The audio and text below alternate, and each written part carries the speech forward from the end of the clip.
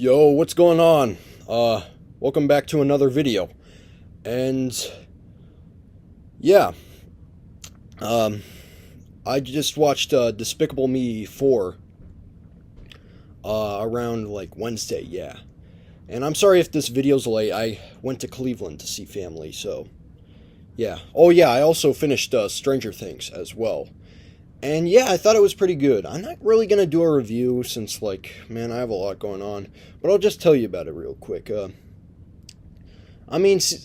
think, like, the show was, like, really good. I mean, season 1 was, like, basically about Will getting lost. And then season 2 was, like, like, after Will is found. Like, because Will was in the Upside Down. And they had to, like, he was missing. So after Will is found in season 2, he starts like seeing things, and he's kind of like slowly getting possessed. And season 3, I guess, is about this like rat creature. These rats, that just exploded, I guess, and they form into this rat monster. And then season 4 is about basically like the characters. They're basically like trying to stop this evil force, Vecna, who like will get inside your head and basically kill you. But enough about that. I'm still on Backyardigans season 1, so yeah. Let's see.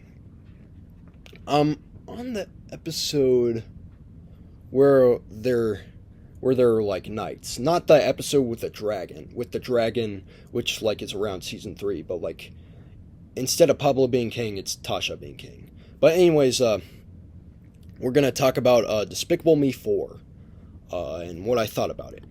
So let's talk about the story. So basically, like Gru is basically, it starts off with Gru going to this like this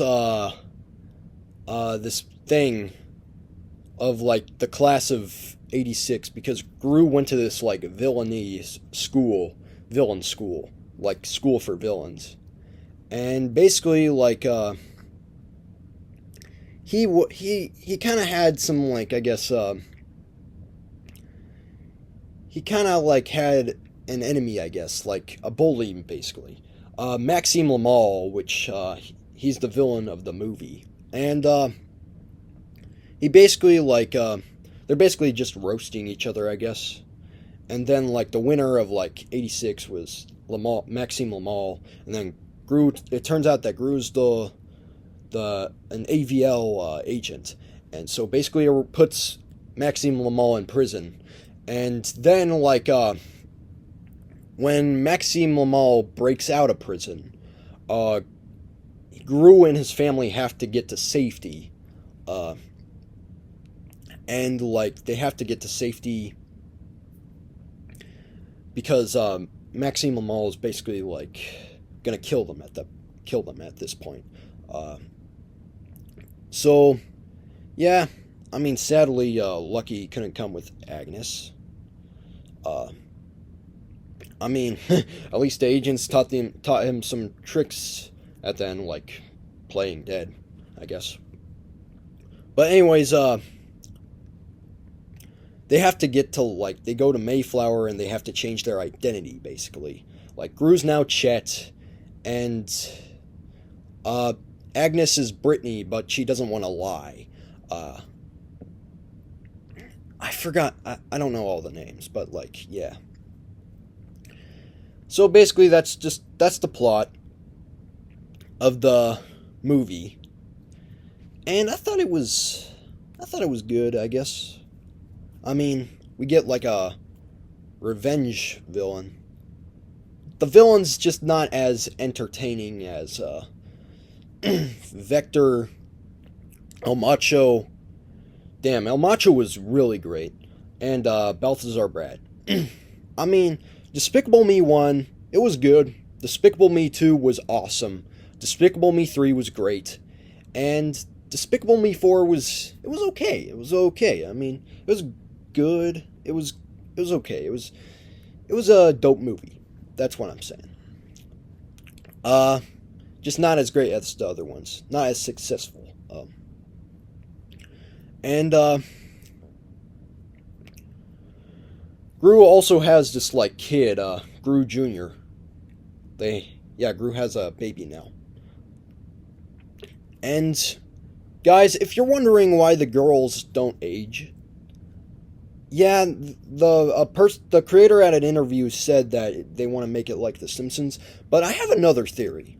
So maybe like around the time when Gru first adopted the girls, Dr. Nefario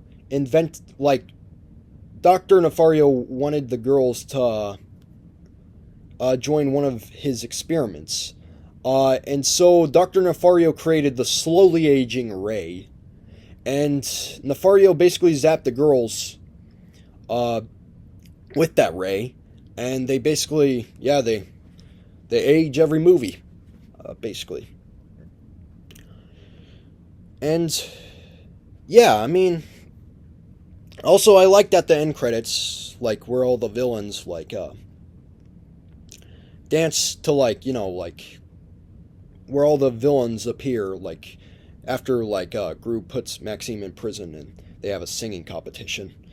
And wait, how did Vector get off Mars? Because, like, how did Vector get to prison? Because, last time we saw Vector, he was on, Mars. And, yeah, I don't know how it happened. I guess the minions helped and came back. It was also great to see a little Drew cameo at the end as well. Thought that was, I can't find any pictures at this moment because, copyright rules. I mean, of course people are not going to record a lot of clips from the theaters. So it's, all the people just recorded was just the prison scene, which makes it, like, hard to find. So, yeah. I also just realized a big change with the logos at the beginning of the... Like, I just noticed a big difference with the intros at the beginning of the Despicable Me movies. The logo in the original one was red with, Gru, with the Gru shadow. And Despicable Me 2 intro was the same thing, but just a 2 added. And then they changed it in Despicable Me 3, where instead of that, nostalgic intro, they added basically a white background, just the normal Despicable Me orange logo, but the E turns into a 3. And then this time, they also changed it as well, with instead of the white background, the black background. And instead of the E turning into a 3, just the 4 gets added, kind of like in Despicable Me 2. So I'm going to give this like a 7 out of 10. It's not the most successful film. It's not the best one. There's a lot of comedy. That's instead of action. Just more comedy, less action. The other films just had like were equal, I guess. But this one, I don't know. I enjoyed it though, but it's just not as successful as the other ones. And yeah. I'll see you in the next video. Peace.